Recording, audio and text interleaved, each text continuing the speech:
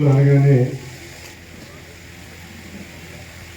మనందరికీ ఏంటంటే ప్రతి ఒక్కరికి కూడా భూమితో ఒక కమిట్మెంట్ ఉంది. ప్రతి ఒక్కరు కూడా మనం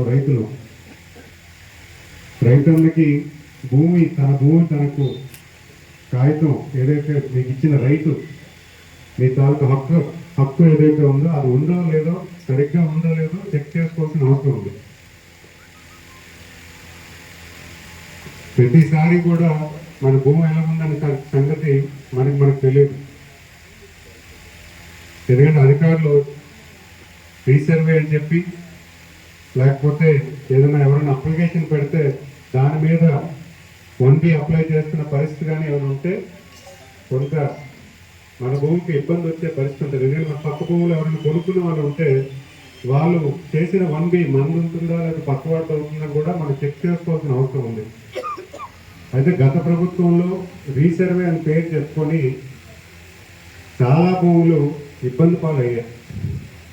ఎందుకంటే మేము చూసాం గ్రీవెన్స్లో కూర్చుంటే సార్ నా భూమి నా దగ్గర రాలేదు, నా భూమిలో ఎక్స్టెంట్ మారిపోయింది, నాకు ఒక ఎకరం నా భూమి పేరు నా కాగితం రిజిస్టర్ డాక్యుమెంట్లో 1 ఎకర్ ఉంది, 1Bలో నాకు 70 సెంట్లే చూపిస్తుంది, నా మిగతా భూమి ఏమైందో తెలియదు.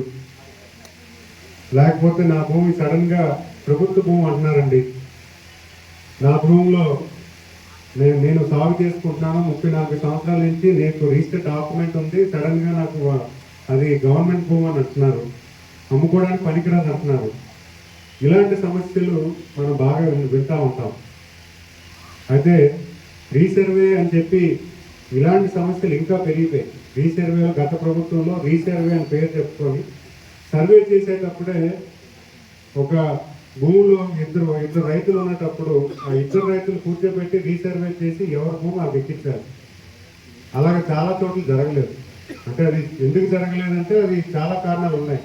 కానీ జరిగిన విషయం ఏంటంటే ఇద్దరు రైతులు కూర్చోబెట్టి ఇంకో నీ భూమి ఎంత ఉంది, నీ భూమిలో పట్టా ఎంత ఎక్కిస్తున్నాము, నీ భూమి ఎంత ఉందని చెప్పి ఒక విధానం ఉండాలి.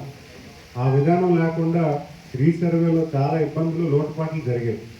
అందుకే మీరు చూస్తారు 45 రోజులు రీసర్వే సదస్సులను పెట్టి గ్రామాల్లో సుమారు జిల్లా అంతా కలిపి 9,000 అప్లికేషన్స్ రావడం జరిగింది. దాన్ని 4 కేటగిరీలు తీసుకొచ్చి ఒక్కొక్క కేటగిరీని దాన్ని సాల్వ్ చేసే దిశగా, అంటే LPM ఇష్యూ ఒకటి ఉంటుంది, జాయింట్ పట్టా ఏదైతే ఉందో దాని మీద, ఆ తర్వాత ఏదైతే పేర్లు ఏదైనా తప్పు పడ్డాయంటే దాని మీద, అలాగే వాళ్ళకి ఏదైనా ఎక్స్టెంట్ తక్కువ వచ్చి కొత్త మళ్ళీ రీసర్వే చేసుకోవడానికి కూడా మళ్ళీ అదొక ఖాతా పెట్టి 4 డివిజన్లు తీసుకొచ్చి మొత్తం ఫిర్యాదులన్నీ కూడా తీసుకోవడం జరిగింది. కానీ నిజానికి చెప్పుకుంటే 9,000 అనేది ఇంకా తక్కువ నెంబర్ అవ్వాలి. ఎందుకంటే గత ప్రభుత్వంలో రీసర్వే జరిగిన విలేజ్ల్లో జరిగిన విధానం అయితే మాత్రం కొంచెం లోటుపాట్లు ఉన్నాయి. ఎందుకంటే వాళ్ళకు కూడా సర్వేలు కూడా టైం ఇవ్వలేదు. 15 రోజుల్లో మొత్తం సర్వే చేసేయండి అని చెప్పి వాళ్ళకి ఆదేశాలు ఇవ్వడం, వీళ్ళు కూడా రైతులు కూర్చోబెట్టి ఇద్దరు ఎవరైతే పక్క రైతులు ఉన్నారో వాళ్ళు కూర్చోబెట్టకుండా వాళ్ళు సర్వే చేసేసి భూమి రికార్డులు మార్చేసిన పరిస్థితి గత ప్రభుత్వంలో జరిగింది. అయితే మన భూమి మందేరే ఉంది కదా, మన సాగు మందేరే ఉంది కదా, మన రైతు మందేరే ఉంటుందని అనుకుంటాం. కానీ నిజానికి మీ భూమి మీద ఉందని లేదని మీరు ఒకసారి వెరిఫై చేసుకోవాలి. మీకు మీ దగ్గర 1 ఎకరం మీరు చేస్తున్నారంటే ఆ ఎకరం కాగితం మీద ఉందా లేదా అనేది చాలామందికి తెలియదు. కానీ ఈ వేదిక ద్వారా తెలియజేస్తుంది ఏంటంటే రీసర్వే సదస్సుల్లో చెప్పాము, చాలామంది వచ్చి 9,000 అప్లికేషన్ పెట్టారు. అది కాకుండా మీకు ఏమైనా ఉన్నా కూడా MRO గారి దగ్గరికి వెళ్ళి మీరు మీ ఫిర్యాదు ఇవ్వండి. అలాంటిది ఏదైనా ఉంది. ఎందుకంటే రీసర్వేలో జరిగినంటే లోటుపాట్లు మరి ఎక్కడా జరగలేదు. ఎందుకంటే భూ వివాదాలు చేసిన విధానం మీద కొంచెం ఇబ్బంది. ఎందుకంటే వాళ్ళకి టైం ఇవ్వకపోవడం వల్ల చిన్న తప్పులు జరిగాయి. అది చిన్న తప్పులు నేను అనకూడదు. ఎందుకంటే ఒక రైతానికి 1 ఎకరం అంటే వాడు ఆస్తి, అది ఆ ఆస్తిలో వాళ్ళకి ఎంత ఒక 5 సెంట్లు పోయినా చాలా ఇబ్బందికరమైన సిచ్యువేషన్.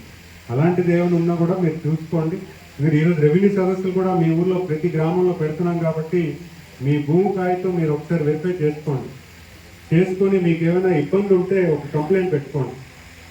ఎందుకంటే ఈ రెవెన్యూ సదస్సులు ముఖ్యంగా గ్రామాల్లో మేము ఎందుకు తెలియజేస్తున్నాం అంటే ఇలాంటి సదుపాయం మీకు రాదు. ఎందుకంటే మీరు MRO ఆఫీస్కి వెళ్ళి ఫిర్యాదు చేయాలంటే ఎంఆర్ఓ అందుబాటులో ఉండాలి, అధికారులు అందుబాటులో ఉండాలి. ఈరోజు వాళ్ళ కోసం మీరు రోజంతా ఎంఆర్ఓ ఆఫీసులు వెయిట్ చేసి మీ భూమి కాగితం చూపించి మీరు వాళ్ళ అభ్యర్థన చేయాలన్నా కూడా వాళ్ళు మీకు దొరికే పరిస్థితి ఉండాలి. ఎందుకంటే వాళ్ళు ప్రభుత్వం ఇచ్చిన ఆదేశాల మేరకు వాళ్ళు పనిచేస్తూ ఉంటారు. ఒక రోజుకు 10 ఫిర్యాదులు తీసుకోగలుగుతారు, కానీ ఒక 100 ఫిర్యాదులు తీసుకునే పరిస్థితి రోజు ఎంఆర్ ఆఫీస్లో ఉండదు.